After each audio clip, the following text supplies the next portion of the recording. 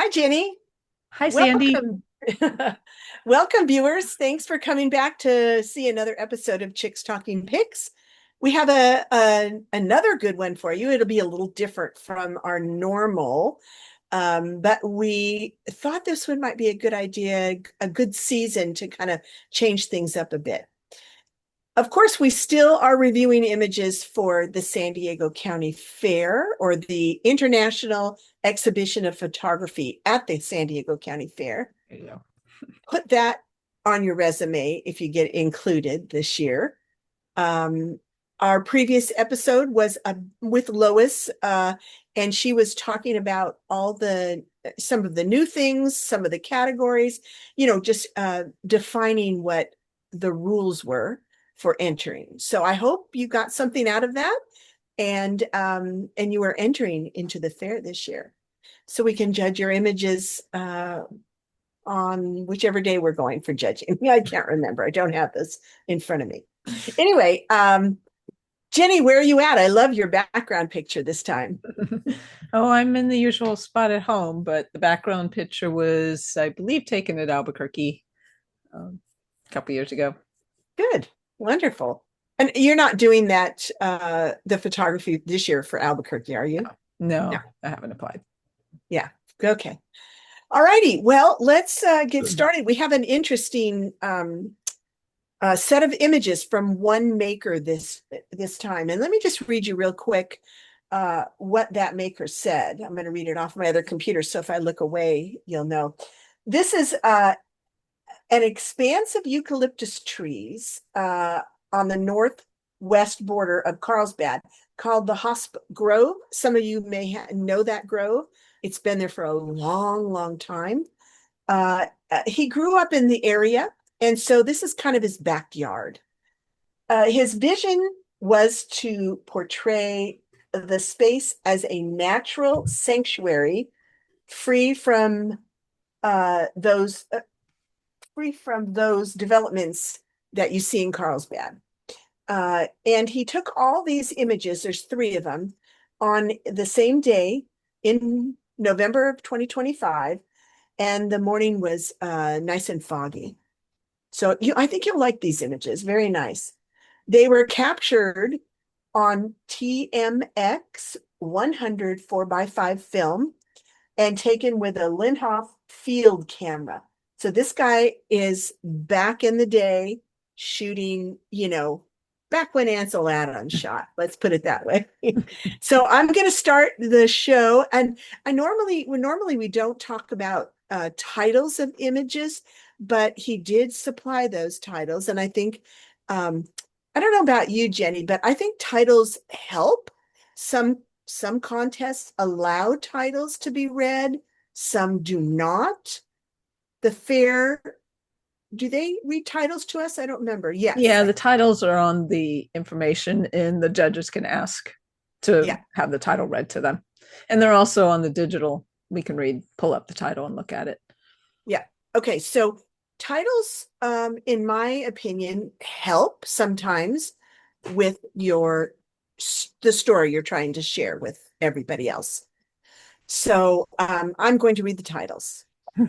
So our first image, the title is A Serene Encounter.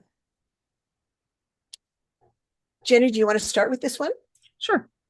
Yeah, and I also wanted to point out that he does all of his own film processing as well of this, and then digitizes it. So, yeah, it of course fog creates such a nice soft mood for everything. I like the composition with the cross trees on the sides and then the two single narrow ones in the middle. It kind of everything, even though the ones on the sides are more distinct, less foggy, they kind of form a framing for the two that are in the middle and kind of disappearing into the fog. Um, yeah, it's got just a wonderful, quiet, serene feel, kind of like the title implies. Yeah, What I do you think, want to add? well, when you see all three of these images, it's a great little portfolio. So I love the images, all three of them. I love them all. I like what he's done. Well, I really can't say a lot because you haven't seen the other two images, but I agree with Jenny on this image. It's just very lovely. I love the bordering or the framing, like Jenny called it, with the two trees that are the darkest trees on the left and right side.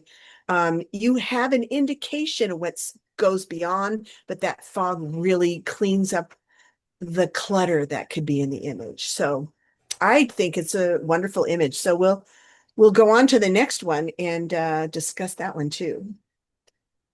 So here again, love the crisscross of that one set of trees on the left.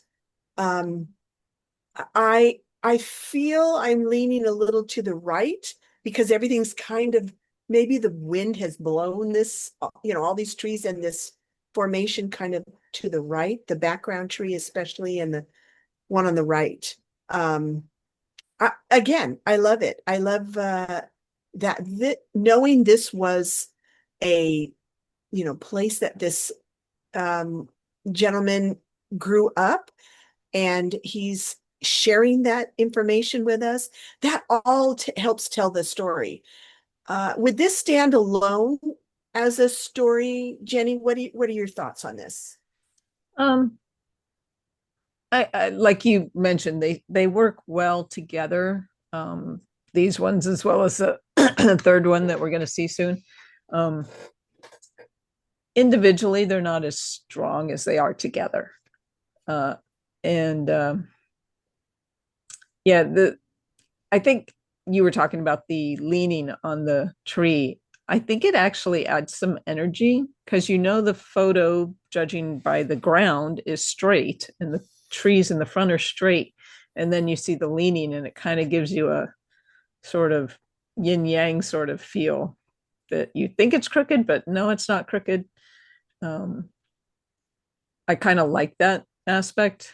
I mean, you pointed it out. I don't know if it was disturbing you or if you were okay with it. No, it kind of represented wind to me or movement. Right. And I Um, think it does add that movement feel yeah, by just being tipped over, even though it's a static image. yeah. I love the way it's processed everything. I'm almost seeing the second one again. I almost wish there were a little darker darks, maybe a little more of the Lex. little maybe a little more contrast in certain areas, certainly not the background with the fog and everything, but maybe in some of the ground or in some of the knots in the trees. But I don't know, that is all subjective. We're only making our own little comments from our own experiences, so don't take this one way or the other. They're just suggestions, right? Yeah, I mean, the darkest besides the ground, the tree up in the top left corner has the darkest branches. Yeah. Um, and it kind of draws your eye up because it is different, but I think it kind of forms a barrier. It's not like it draws you up there and you stay there. Your eye can still come back down and explore the images. Yeah. Yeah, Mhm. good. Okay, let's take a look at the third one. And Um, this, you want the title of this one? yeah, go ahead. Oh, I didn't tell you the title of the last one. No, you Let me didn't. let me go back there. The last one was Dissolving into Calm. So I do like that title. That fits Mm-hmm. really well there. Mm-hmm. Okay. This title is The Quiet Grove. It's my favorite. It Go is ahead, my Jenny. favorite too. I was going to say that. Um, I love the aspect ratio and how you have the more detail on the one side and then it flows into the background and the just, kind of disappears into the fog more. Um, and it kind of gives you a feeling of, I don't know physically how big this grove is, but this photo makes it seem like it's, somewhat expansive and just disappearing off into the fog. Um, I think the processing on this is very nice. There are a little more, like what you said was lacking in the other one. There's a little more darkness in some of the bark on this main tree on the right. And then it just disappears off really nicely. And the way everything leans, it flows really nice from one side to the other. Yeah, totally agree on that. Uh, I do have something that catches my eye, though, that I think the maker could quickly Let's see fix. if it's the same thing that catches my eye. Okay, can you see my cursor Yes. down Yep. here? That Yeah. little tiny white spot in the left-hand corner, lower left-hand corner. Yeah. Um, that has to go. That just, if I look at the whole scene, my left eye just keeps going to that. Yeah. Yeah. So I think if that was taken care of, this would be a beautifully done large print for the Fair. international competition there. Yeah. Yeah. So But yeah, that did catch my eye as well. But yeah, this probably would look really good large. Um, on metal, I think. I don't know.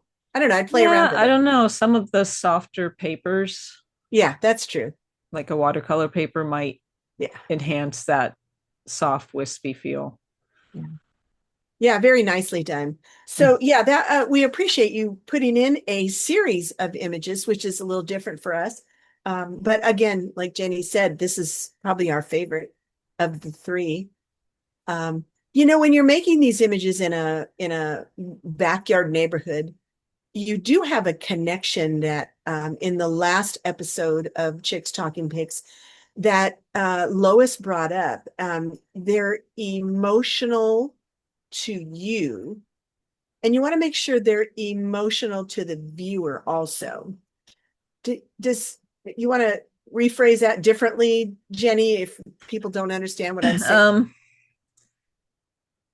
you have to kind of uh, distance yourself because, like she said, you were there and you felt what it was like there, and you're trying to create an image that will make somebody else feel that.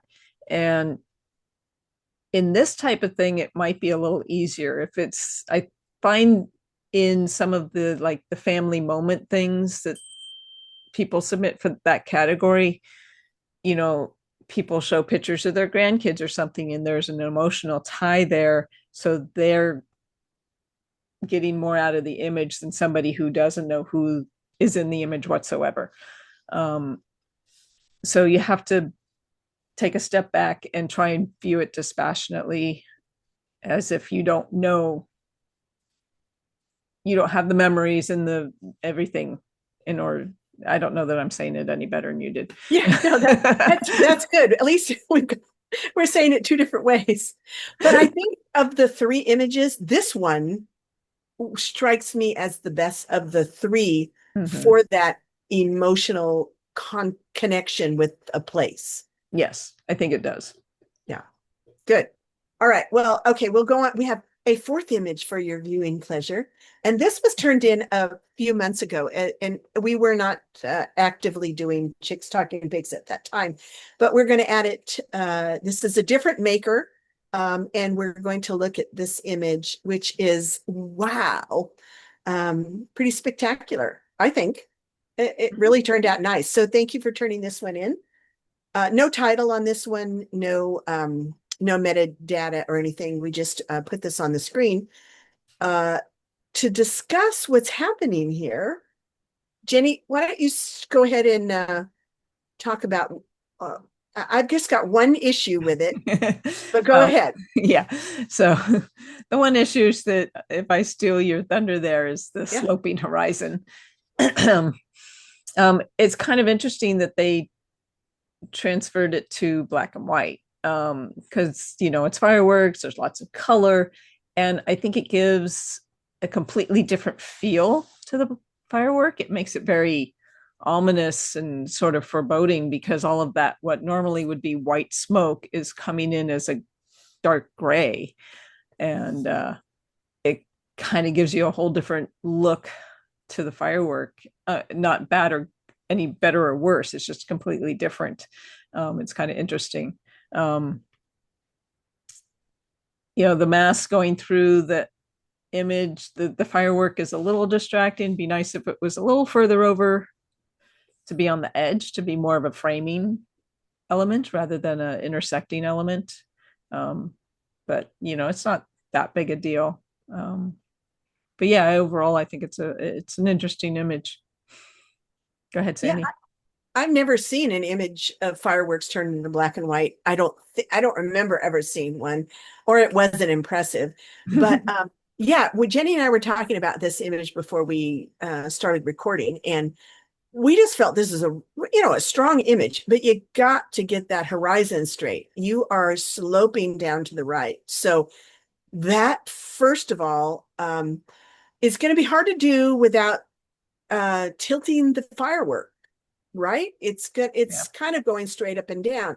So I would again suggest, and I've suggested this in other episodes, is to select that scene and do a transform warp tool in Photoshop or Lightroom. I don't use Lightroom, so I don't know Lightroom that well. But in Photoshop, you could bring that horizon up on the right-hand side and never touch what's happening with the fireworks. So that's one way to correct it. And I think it would be a stronger image for that reason. Mm-hmm. Um, or at least it would place in maybe in somewhere, the competition. Um, and I, it's new to me. It's really kind of a wow picture since I've never seen fireworks turn to black and white. Mm-hmm. Um, I agree with Jenny. The mask, if you could have stepped over a couple of feet and more or less used that mask to frame the fireworks instead of having it intersect, would have, I think it would have helped, but I don't know. I'm fine with it like it is too. So, um, Jenny, anything else? I don't want to beat this one up, but I love it. Oh, yeah, yeah. No, that's all I had to say. Good. All right. Well, thank you, both of the makers, for turning those in, turning your work in. We loved seeing them.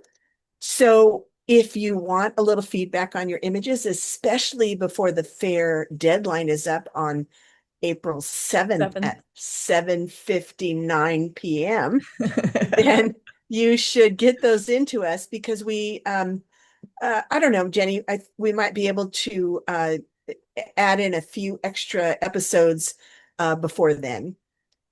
So you'll have some time to rework your image if it's needed to. But anyhow, to send them in, just email them to chickstalkingpics@gmail.com.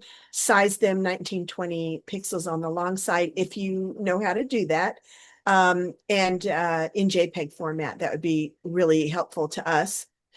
And I think Jenny wants you to subscribe. Yeah. So well, after you finish watching, if you haven't subscribed, go ahead and hit that button and the notification so that when we send out our next one, which isn't always on the same schedule, you'll at least know there's something new. Yeah, great. Well, thanks everybody for joining us today. It was a little bit shorter than last week, but we like to keep them about 20 minutes. So we don't keep you hanging on forever. So I'm going to shut up and say goodbye. All right. Bye. Good night, everybody.